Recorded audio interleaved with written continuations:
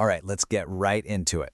Welcome to today's explainer, where we are unpacking an absolutely brilliant strategy from the team over at Auhome.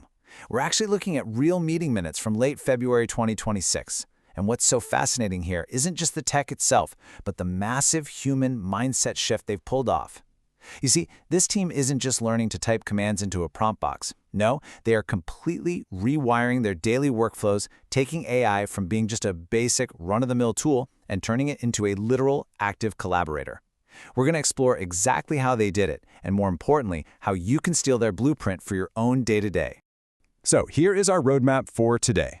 We're breaking this down into 4 quick steps. First, a new AI mindset. Second, the 30% free time goal.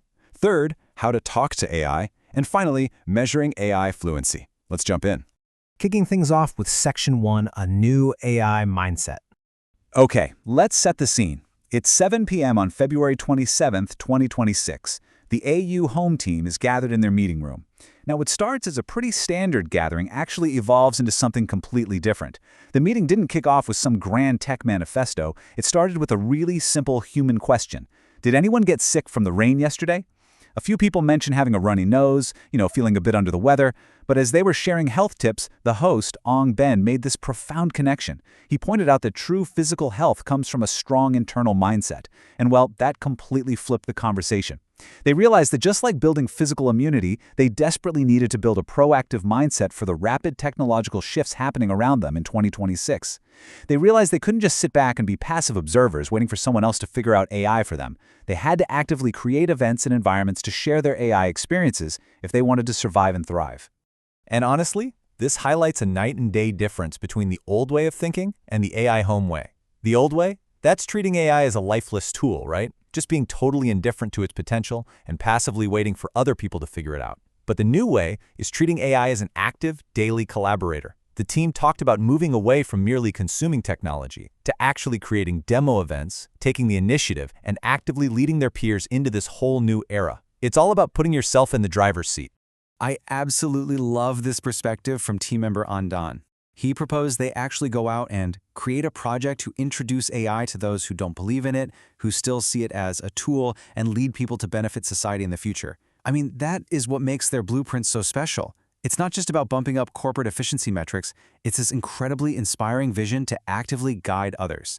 They're making a conscious choice not to leave the skeptics behind, but to show them the real societal value this tech can bring to the table.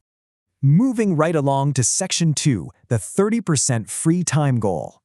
So, having locked in this powerful new mindset, Auhome anchored their ambition to a very tangible, highly measurable target, 30%.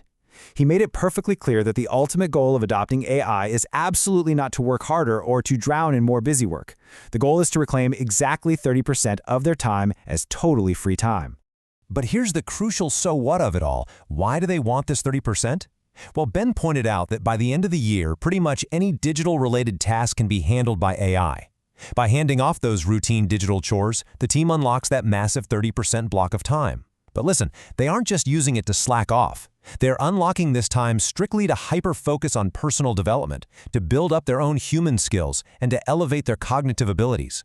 They hit the nail on the head during the meeting. A lot of companies simply won't adapt in time and won't even know what hit them.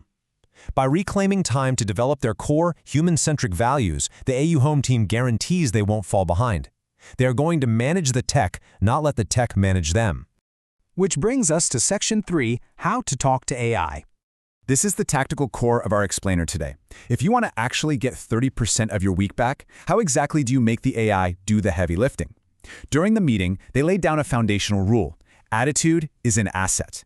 Now, I want you to reflect on your own habits for a second. Do you just bark disjointed, rapid-fire commands into your screen? Because the Auhome team argues that your communication style is critical. They literally noted that AI knows when you are indifferent. If you treat it poorly or passively, like just some dumb tool, you're going to get poor, generic results. Your attitude completely dictates the quality of the collaboration. So, what does good collaboration look like? Let's check out some practical advice from the team. Chi-Ein and Chi-Hung drop some fantastic guidelines. First off, Chi-Ein says you need to speak up if you feel like you're falling behind the AI, and always ask it to summarize content to make sure you're both on the same page. Then Chi-Hung brings in this brilliant human touch. Be loud, clear, polite, and respectful. She even says to add a touch of friendly humor.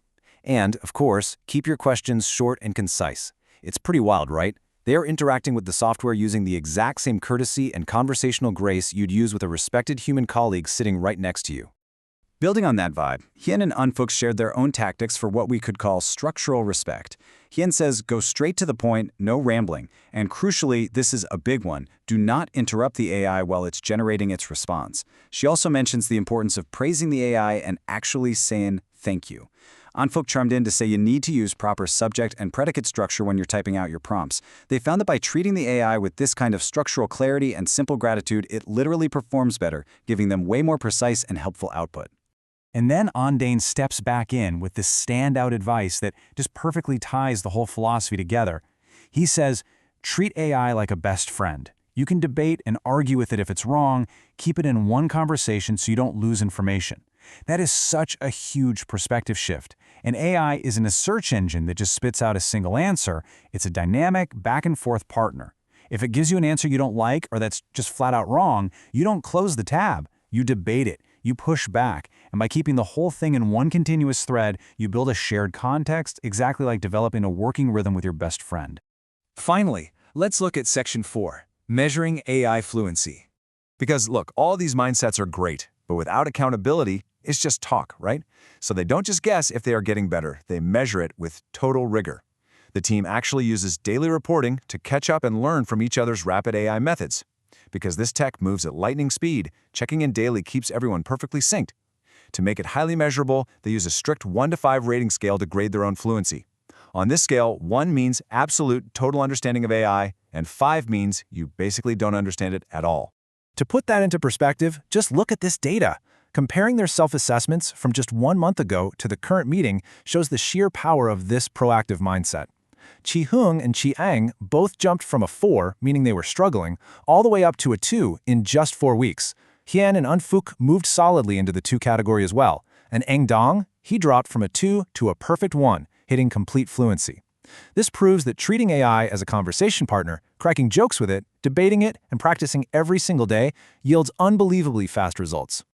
Which brings us to the end of their meeting and the end of our explainer today.